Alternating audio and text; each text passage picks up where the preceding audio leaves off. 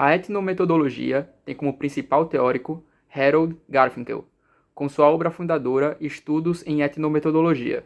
O pensamento de Garfinkel tem 3 grandes influências: a teoria da ação de Parsons, a fenomenologia social de Schutz e o interacionismo simbólico desenvolvido pela Escola de Chicago. Garfinkel colocará a concepção sociológica de Durkheim de cabeça para baixo. Para a etnometodologia, não são os fatos sociais que se põem sob os homens, mas sim a contínua realização prática das ações cotidianas entre os indivíduos que são objeto da sociologia. Para essa compreensão, Garfinkel, nas palavras de Alain Coulon, toma emprestada de William Thomas a ideia segundo a qual os atores tomam parte ativa na definição da situação. Dizer que os atores de um fato social, por ocasião de suas interações, definem a situação, significa que definem sempre em sua vida cotidiana as instituições em que vivem. Ou seja, considera que o real, socialmente construído, está presente na vida cotidiana dos indivíduos. Segundo Schutz, se organiza na ideia de que todos nós somos sociólogos em estado prático. Como assim? Quer dizer que podemos, nós mesmos, os indivíduos, compreender as relações sociais que estamos inseridos cotidianamente. Assim sendo, parte da concepção de que o indivíduo, em sociedade, a partir dos conhecimentos de senso comum, produz os sentidos, a interpretação dos sentidos das relações que ele está inserido. Compreendendo isso, a etnometodologia se mostra como uma ruptura radical com o pensamento sociológico hegemônico até então. Para Alain Coulon, a etnometodologia, mais que uma teoria constituída, ela é uma perspectiva de pesquisa, uma nova postura intelectual. Devido à questão de tempo, vamos focar em tratar os 2 principais capítulos. Capítulo 3, os conceitos chaves da etnometodologia, que vai ficar com o Afrânio, e o capítulo 4, Sociologia Leiga e Sociologia Profissional. Mas não deixaremos de abordar pontos interessantes fora desses 2 capítulos. Bom, a etnometodologia toma a teoria da ação de passos para si de outro modo. Quando indivíduos interagem, eles utilizam símbolos que preexistem a eles. Então, na interação, existe um sistema de comunicação de símbolos, gestos, palavras, que não são específicos daquela comunicação em si, mas eles já existem no contexto maior. Para Parsons, na sua teoria da ação, o indivíduo iria incorporar regras que o regeriam. Para a etnometodologia, a relação entre o ator e o espaço, esse contexto de sentidos, se produz através de processos de interpretação. De Schutz vem a ideia de compreensão dos processos de interpretações do dia a dia, cotidianos, e que nesses processos, nessas relações cotidianas, a compreensão já está sempre realizada, tendo como entendimento que as interações sociais mais banais, ordinárias, contêm em si várias características de linguagem e simbolismos para a compreensão essencial do social. Assim, a centralidade está num mundo constituído intersubjetivamente, onde os sentidos são compartilhados. A etnometodologia, então, tem como objeto de estudo o raciocínio sociológico prático. O que é esse raciocínio sociológico prático? São um modo de compreensão, uma lógica de senso comum que os indivíduos aplicam rotineiramente nas suas relações cotidianas, para a compreensão, para a relação, para que vivam conjuntamente. Para Garfinkel, o modo de conhecimento científico não se distingue em nada do modo de conhecimento prático quando se considera que se acham confrontados com um problema de elucidação similar. Nenhum deles se pode desenrolar fora do domínio de uma linguagem natural, e sem aplicar toda uma série de propriedades indiciais que lhes são aferentes. Assim sendo, não existe mais aquela concepção do indivíduo como idiota cultural, onde o sociólogo, aquele indivíduo com dons a mais que o estudado, esse indivíduo super capacitado, só ele consegue compreender o sentido das ações dos indivíduos. Não é mais visto desta forma a etnometodologia rompe com essa antiga premissa da sociologia. Essa ruptura que está sendo realizada pela etnometodologia com a sociologia tradicional até então, essa sociologia objetiva, bem objetiva, distante dos atores sociais, que os interpretam como se fossem regidos por forças ou por fatos sociais que estão acima deles e os direcionam para realizar as ações, a etnometodologia passa para a ação do indivíduo. Assim, os indivíduos estão continuamente construindo o universo social em que vivem, as instituições, em relações. Garfinkel vai trazer o que ele chama de método documentário de interpretação para a etnometodologia. E esse método já se encontra, segundo ele, na sociologia leiga. Os indivíduos, nas suas relações cotidianas, já utilizam essa forma de compreensão para atribuir sentido às relações, às ações dos outros indivíduos. O que vai ser, em que consiste exatamente então esse método documentário de interpretação? Esse método parte da definição de um padrão que vai se relacionar com outras ações.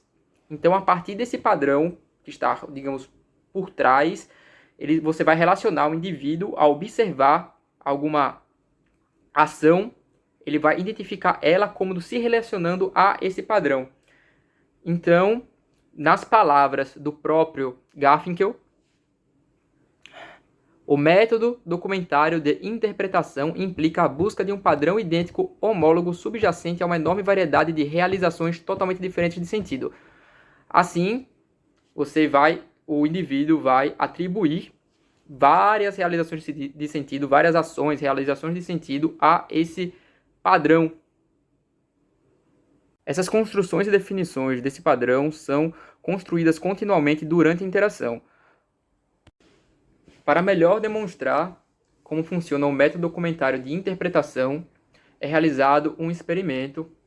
Esse experimento consiste numa interação entre dois indivíduos. Um estará realizando perguntas, que ele esperar aconselhamento, o outro estará respondendo essas perguntas. Porém, o que o indivíduo que está realizando essas perguntas não sabe é que o que está respondendo está aleatoriamente falando sim ou não. Então, onde entra o método documentário de interpretação? O indivíduo que está realizando as perguntas sem o conhecimento da aleatoriedade das respostas do outro vai atribuir às suas perguntas o sentido de orientação. Então, nas palavras do Alain Coulon, o trabalho de documentação consiste aqui em procurar e determinar um padrão, em considerar as respostas do conselheiro como sendo motivadas pelo sentido implicado na pergunta, em esperar as respostas seguintes para clarificar o significado das precedentes, em achar respostas para as perguntas não feitas. Então, cabe ao indivíduo que está nessa interação assumir algumas coisas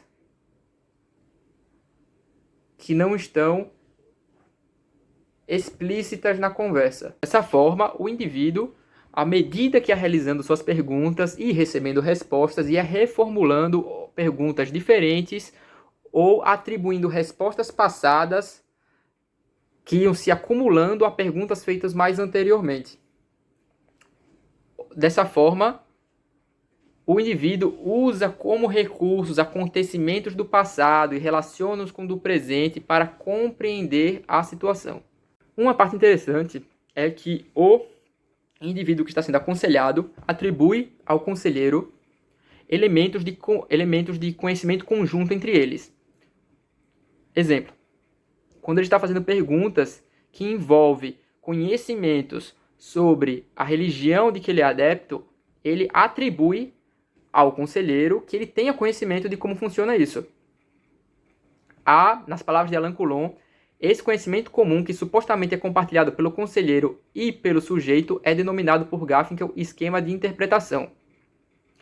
Essa passagem é muito interessante. Uma das áreas mais desenvolvidas e importantes da etnometodologia é a análise de conversação. Essa área, inaugurada por Haver Sachs, parte do entendimento de que nas interações entre indivíduos existe uma ordem estabelecida que não é explícita, mas é necessária para a compreensão da interação.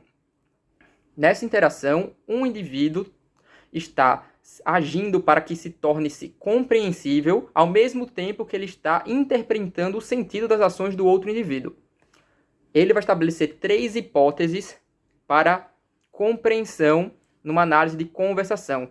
A primeira é a dessa estrutura, a segunda é que essa interação se relaciona a um contexto, e a terceira é que essas duas estão intimamente ligadas para a compreensão, ou seja, não existe nada, elas estão tão intimamente ligadas que não existe nada que aconteça nessa interação que possa ser irrelevante. Todos os pequenos detalhes estão imbuídos dessas duas hipóteses, dessa relação entre a estrutura e o contexto. Assim, a forma da conversa determina a sua compreensão, que é construída intersubjetivamente. Os indivíduos que estão nessa interação constroem conjuntamente as suas interpretações, a partir de, ao mesmo tempo que eles explicam enquanto constroem. Assim, a etnometodologia será o estudo dos métodos que os indivíduos utilizam cotidianamente para construir e interpretar os sentidos. A realidade social é construída coletivamente. Nas palavras de George Psatas, a etnometodologia se apresenta como uma prática social reflexiva que procura explicar os métodos de todas as práticas sociais, inclusive os seus próprios métodos. Então, nesse sentido de sociólogo em estado prático, do indivíduo, dos métodos que os indivíduos utilizam para dar sentido ao mesmo tempo que constroem a realidade social, que realizam suas atividades, está o foco de estudo dessa etnometodologia. Para finalizar essa tentativa de apresentação aqui, deixar bem claro o grande interesse da etnometodologia nos conhecimentos de senso comum. Porque os conhecimentos de senso comum, por mais que não sejam verdadeiros, eles não sejam a expressão real, mas os indivíduos se orientam a partir desse entendimento. Então, como eles consideram isso, esse senso comum, como verdade, ele acaba tendo efeito prático na construção do social. Então é isso, gente.